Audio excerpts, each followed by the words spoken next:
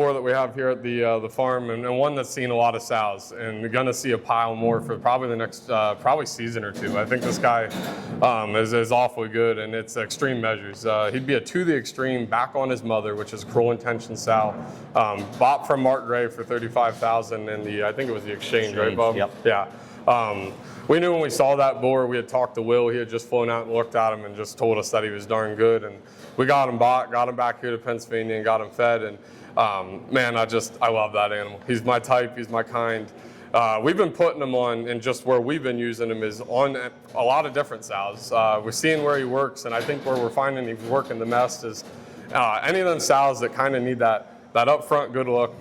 His headset is just ginormous, and his babies are that same way. There's a bunch in the sale coming up. We got a pile more due, I think the end of this month here in February, the beginning of February here, and we've been using him on a pile. His hind leg set's super good. His hip is big.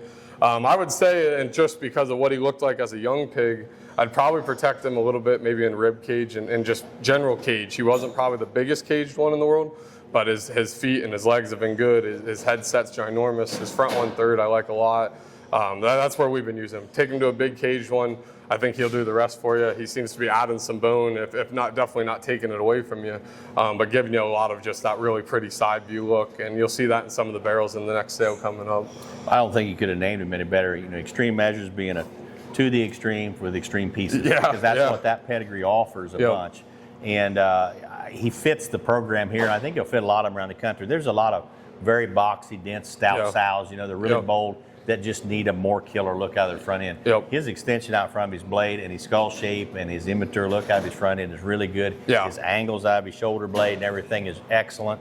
His reach off his hind leg is really good. And he's a good size kind of hog. He's not just excessively big or excessively long, but he's right. And again, putting him on those stouter kind of sows, truthfully, a bunch of the tricked out stuff. I think he's going to fit that really good. And what I've viewed here today on this particular group of pigs we just went through, I'm very impressed. Yeah. I would also say too on that boar is we kind of thought his value would be maybe in the females, just as generating ability when they go in the crate, just with that sow family being so good and what they've done already.